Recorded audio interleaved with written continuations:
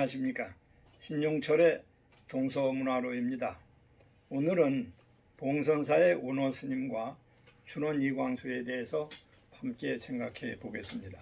춘원 이광수의 생애에 하도 많은 작품을 남겼고 또 그의 생애에는 많은 논란이 있습니다만은 이 시간에 살펴보고자 하는 것은 다만 봉선사 근처 즉 사릉에 와서 머물던 4년 반 동안의 그의 활동과 저술들에 한해서만 살펴보도록 하겠습니다. 춘원 이광수는 운호 스님의 같은 고향 정주에서 운호 스님보다 3주 동안 먼저 출생했습니다. 그러니까 우리 손수로 보면 8촌 형이 됩니다. 그러니까 동갑 8촌 형인데 불과 3주밖에 차이가 안 되는 거죠. 그리고 어려서부터 춘원은 운호 스님 댁에 또는 운호 스님 개인에게 많은 경제적, 정신적 도움을 받고 일생을 살게 됩니다. 만주 독립운동 시절 또는 상해에서 금강산에서 홍지동 산장에서 항상 서로 연락하면서 돕고 살았고 운호 스님의 영향으로 춘원은 불교의 신자가 되기도 합니다. 1946년 봉선사의 교사 시기는 물론 반민특위에서 고난을 받을 때 또는 전란 후 가족들이 고통을 받을 때 또는 봉선사 입구에 춘원기념비를 세울 때 모두 운호 스님이 춘원을 도왔습니다. 따라서 운호 스님은 이 문제에 대해서 항상 인연이라고 하는 것은 그렇게 중요한 것이고 그런 인연이 없었으면 춘원의 생애는 더 고달프고 괴로웠을 거다. 그런 말을 옛날에 했습니다. 1944년 4월 즉 일제 말기죠. 일제가 소개를 시킬 때 소개라는 것은 서울이 너무 복잡하니까 서울 시민을 흐트러뜨리는 그런 정책입니다. 그 소개 정책에 따라서 광릉에서부터 남쪽 30리 지점의 사릉 근처에 조그만 농가를 짓고 그 지역에서 4년 반 동안 머무르게 됩니다. 그러니까 춘원의 사릉 시대가 시작되는 것이죠. 그 당시에 사릉은 여기에 보시는 바와 같이 요 위에 있는 안내서가 사릉인데 사릉은 단종의 왕비 정순왕의 능입니다. 그럼 춘원은 사릉에 와서 짓고 살던 그 터가 지금도 남아 있는데 여기 보시는 이 사진은 그 당시에 머물던 고가의 터입니다. 그러나 이것마저도 사실은 사진을 찍은 뒤에 완전히 없어져서 지금은 거의 빈 터만 남아 있습니다. 그 당시에 춘원은 그의 어린 두 딸을 데리고 와서 사릉에 머물렀었는데 그때 막내딸 이정화가 그 어린 시절을 회고하면서 뒤에 쓴 책이 그리운 아버님 춘원입니다. 고등학교 정도의 실력으로서 썼지만은 대단히 쉽고 상세하게 썼기 때문에 인기가 있었던 저서라고 합니다. 춘원이 이 당시에 이쪽에 와서 살던 생활을 묘사한 돌베개 시의 서문이 인상적입니다. 농사하고 사릉에 와 사니 소 하나와 벗 하나로라. 그러니까 농사하고 와 사니까 소 한 마리 하고 벗 하나 하고 다.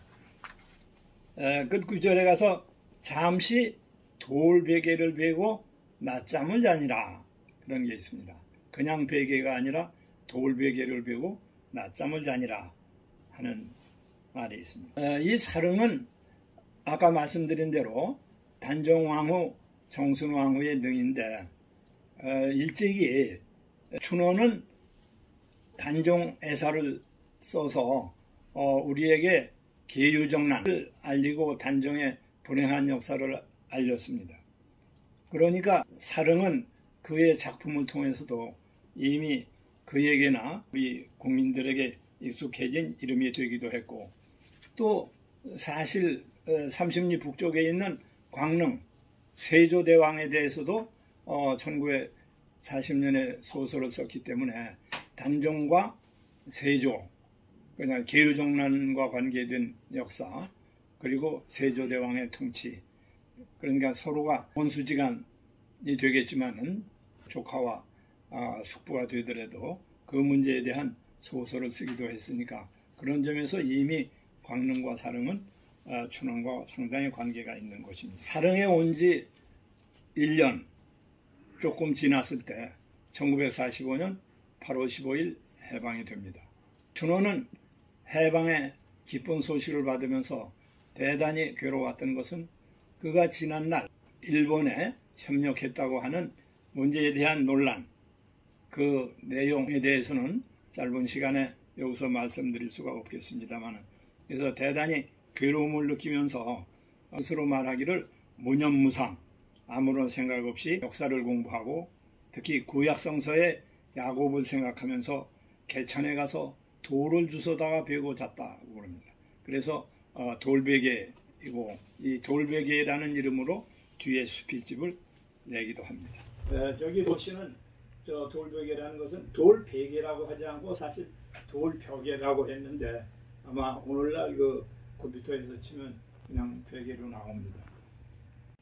이렇게 춘원이 해방을 맞아 고심하며 과거를 참회하고 있을 때 마침 봉선사의 운호 스님은 봉선사 경내에 1946년 4월에 광동중학교를 개설합니다. 그리고 춘원을 광동중학교에 영어와 국어 교사로서 초빙을 합니다. 그래서 춘원은 1946년 9월 2일 봉선사로 향해서 떠나 광동중학교의 교사가 됩니다. 이 광동중학교의 그 당시 교사는 실제 건물은 존재하지 않고 봉선사에서 그대로 공부를 했습니다. 여기 보이는 6.25 전에, 불타기 전에 이 사진이 봉선사의 모습인데 이 봉선사의 여기저기를 뜯어 고치고 학교로서 사용한 겁니다.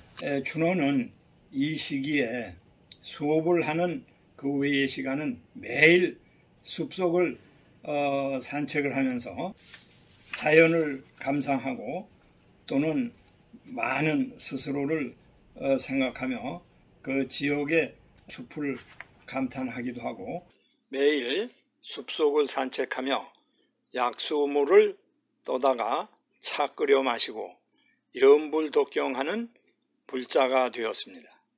그리고 봉서사를 찾는 향촌의 순박한 가족들의 모습을 보면서 정치와 철학을 초월한 밀레의 저녁 종소리보다 훨씬 더 풍부한 한 폭의 인생도라고 생각했습니다.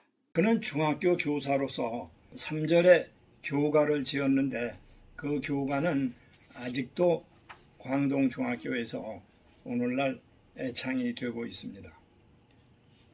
그래서 첫 구절이 운악산 구름속이 우리들 배우는 집 송백수 푸른 그늘 만글문 흐르는데, 그래서 상당히 자연스러운 교가를 그 당시에 지었습니다. 그 당시에 춘원 선생에게서 공부를 했던 학생들이, 여기 제가 보이는 이 사진이 그 당시의 제자들인데 사실은 벌써 이 세 사람 중에 두 사람은 고인이 됐고 아마 한 분만 생존해 있는 거로 알고 있습니다. 가장 우수한 첫 번째 제자 한 명은 춘원의 영향을 받았는지 서울대학교 사범대학 국어교육과를 졸업하고 교사로서 모교의 교장까지 하게 됩니다. 춘원은 이 당시에 자기 생활을 돌베개라는 수필집에 남기면서 그 중에 봉선사 생활을 산중일기로서 남겼습니다. 그 산중일기는 수필집 돌베개 중에 한 모습이고 거기에는 죽은 새라든지 옥당 할머니 같은 그를 대표하는 수필들이 들어있습니다. 그의 봉선사 생활은 오래가지 못했습니다. 한 학기가 지난 뒤 그는 다시 사릉으로 돌아가서 그때까지 절필, 즉 붓을 놓았던 것을 다시 들고 글을 쓰기 시작합니다. 그 당시 거기에서 나온 의미 있는 작품이 바로 도산안창호입니다. 도산안창호는 1947년 1월부터 대개 5월까지 한 반년 만에 이루어낸 아마 도산전기 중에 최초의 작품으로서 상당히 의미가 있습니다. 다음으로 그는 중편소설 꿈을 씁니다. 꿈이라고 하는 것은 우리가 삼국유사에 그 조신에 관한 이야기가 나오는데 그것을 확대해서 그 원래의 내용보다 확대해서 자기를 그 어떤 스님이 사모하는 여인의 만남을 위해서 주지 스님의 권유로서 기도를 하다가 꿈을 꾸게 되는데 그 꿈속에서 여인을 만나서 살다가 너무 어려워서 살기가 어려워서 해지면서 온다는 그런 내용이거든요. 그러다 자고 나니까 꿈이었다. 이 문제를 결국 이미 정혼한 여인을 데리고 도망을 쳐가지고 살다가 그것이 들통이 나서 결국 잡혀가서 형벌을 받게 돼서 죽게 된다는 순간에 꿈을 깨었다 하는 식으로 좀 확대를 했는데 아마도 춘원이 자기 자신의 괴로움을 그렇게 표현했을 것으로 생각합니다. 이 꿈은 그 당시 영화로도 나왔고 상당히 인기를 누렸던 작품입니다. 그 다음에는 아까도 말씀드렸지만 이 시기에 자기의 생활을 수필집 돌베개로 쓰게 됩니다. 그래서 이름은 돌벽이라고 썼고 춘원 수필집으로 되어 있습니다. 그러니까 봉선사의 교사와 그리고 숲속을 거니는 생활 그리고 사릉에서 소와 함께 농사짓던 이야기 시골에서 물이 없어서 농사짓는데 고생하는 이야기 등 상당히 흥미롭게 그 당시의 문제를 알릴 수 있는 중요한 이야기가 됩니다. 그 당시에 이 문제에 대해서 저는 춘원연구학부에서 논문을 하나 쓴 게 있습니다. 그래서 돌베개 시기 춘원의 자전적 저술이다 하는 제목입니다. 그럼 그것은 앞서서 본 도산안창호라든지 돌베개라든지 또는 꿈이라든지 이런 것들은 사실상 자기 자신의 생애를 어떤 면에서 보여줄 수 있는 그런 자기 전기적인 작품일 수도 있다 이제 하는 생각을 합니다. 춘원이 살던 사릉의 예터는 아직도 그대로 황지로 남아 있는데 그 자리에는 그의 출생을 기념해서 SBS와 그 문화재단 등에서 표석을 세웠습니다. 그 기념 표석이 남아 있는데 사릉 옛집에 있는 표석들의 모습입니다. 어떤 여행가는 봉선사에 가면 두 가지는 반드시 보라고 얘기를 합니다. 하나는 바로 봉선사의 큰법당인 대웅전, 우리가 대체로 불사에서는 대웅전, 대적광전, 대웅보전이란 한자를 쓰지만은 봉선사만은 큰법당이라고 우리말로 썼습니다. 그러니까 운호 스님의 불경을 번역하는 그 한글화 정신이 그대로 담겨있는 귀중한 문화 유적의 한 상징이 될 수 있습니다. 다음에 봐야 될 것은 봉선사 입구에 가면 거기에 있는 비석, 부도의 군, 우리가 부도밭이라고 합니다마는 이렇게 봉선사 입구에 비와 부도가 나란히 있습니다. 여기에는 운호 스님의 추모비도 있고 부도도 있고 또 갓없이 서 있는 그 비 하나가 바로 춘원의 기념비입니다. 그러면 이 두 가지 앞서서 본 큰법당이나 또는 춘원의 기념비, 여기서 공통점으로 볼 수 있는 것은 우리가 학교에서 우리말을 하지 못하고 우리 글을 배우지 못했을 때 우리 한글화를 위해서 노력했던 그 어려운 시대 두 사람의 모습이 그대로 담겨 있다고 할 수 있을 겁니다. 이것도 우리가 춘원의 기념비를 그의 막내딸 이종화 여사가 찍은 그런 사진입니다. 우리가 잘 알다시피 춘원 이광수는 1950년 7월 간으로 납치되어 아마도 그 해에 세상을 떠났다고 알고 있습니다. 그러나 운호 스님은 세웠던 학교가 불타고 머물렀던 봉선사가 불타고 자기의 가족들이 전부 풍지박산이 되고 그 자신도 처형 직전에 겨우 처형을 모면하고 남쪽으로 가서 양산 통도사에 머무르면서 30년을 춘원보다서 살고 실로 많은 업적을 그 뒤에 이루게 됩니다. 그렇게 본다면 춘원이 일찍이 6.25 전쟁 때 잡혀가게 된 것은 그 뒤에 아마도 이루려고 했던 꿈이 다 무산되었기 때문에 안타깝기 한이 없는 겁니다. 저 자신 576년 돌시되는 우리가 한글날에 봉선사를 가면서 이 기념비들 앞에서 한글화에 대해서 사실상 경의를 표하지 않을 수가 없었습니다. 아까도 말씀드린 대로 학교에서 우리 글과 역사를 배우고 가르칠 수 없었던 암울한 일제강점기에 역사 소설로서 불교의 행자로서 그리고 고대로 거슬러 올라가서 역사를 통해서 민족을 계몽하고 그리고 어려움을 극복하려고 했던 그 모습을 우리는 간접적으로 볼 수가 있습니다. 1918년 무정에서부터 1942년 원효대사에 이르기까지 우리가 저기 무정 100주년의 역사를 국립도서관에서 기념한 포스터입니다. 그리고 1942년은 우리가 일제에 협력했다고 비난을 받을 시기입니다만은 원효대사가 있습니다. 그 수많은 실명의 역사 소설을 통해서 그 당시에 한글화에 노력을 했다고 하는 사실은 결코 부인할 수가 없을 겁니다. 그 비석열의 끝에는 상당히 이색적인 모습이 하나 있는데 우리가 박정희 대통령 군사정권 시대에 중앙정보부장으로서 많은 비난도 받았던 월파 이후락의 조그만 비석도 있습니다. 그래서 저는 혼자 이런 생각을 해보았습니다.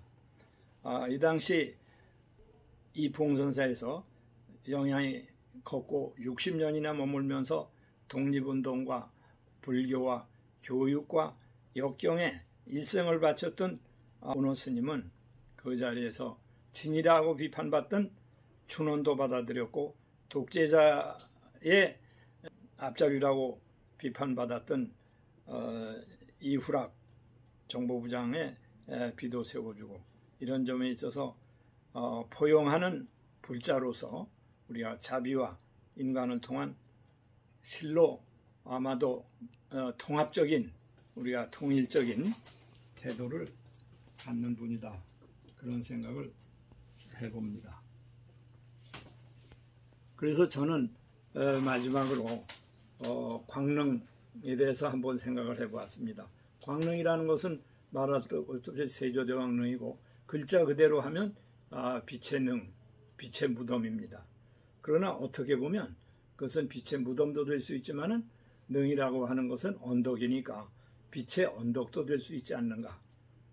그래서 여기서 운호 스님 그리고 춘원 이광수는 비록 그들이 가졌던 웅대한 꿈을 굴절시켜서 스님도 되고 또한 사릉의 온 하나의 농부가 되었지만은 빛의 무덤에서 빛의 언덕으로 영원히 존재할 수 있지 않는가 생각을 해봅니다.